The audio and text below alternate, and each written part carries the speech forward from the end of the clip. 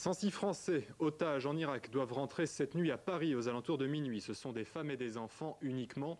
Un Airbus d'Air France est parti tout à l'heure de Paris pour récupérer ces Français en Jordanie. À bord de l'appareil, Bernard Kouchner et Georgina Dufoy, la présidente de la Croix-Rouge française. Château-Salins, en Moselle, n'a plus de sous-préfet depuis 1 an. Et pourtant, c'est indispensable à la survie de cette zone relativement rurale. Des représentants de l'arrondissement de Château-Salins sont montés à Paris aujourd'hui pour une rencontre avec Pierre Jox.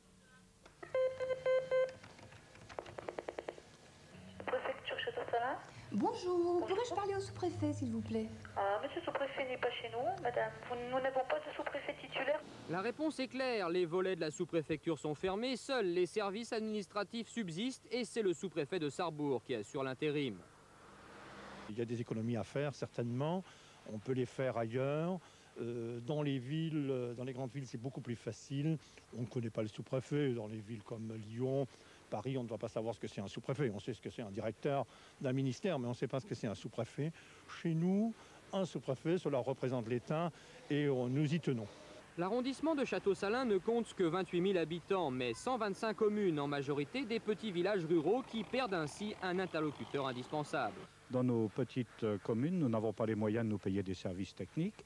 Nous n'avons pas non plus les moyens d'avoir des secrétaires généraux de grande capacité et c'est à la sous-préfecture que nous nous adressons régulièrement. Les commerçants sont également préoccupés. Pour eux, le départ du sous-préfet annonce sans doute d'autres changements. Si on supprime le sous-préfet de Château-Salins, disons que les autres administrations, ça va suivre et puis on va devenir encore un peu plus le désert. Un renfort de poids pour les élus de l'arrondissement de Château-Salins. En effet, M. Hassen, le préfet de région, a fait le voyage avec eux à Paris. Il faut dire qu'en Lorraine, 3 sous-préfectures n'ont plus de sous-préfet.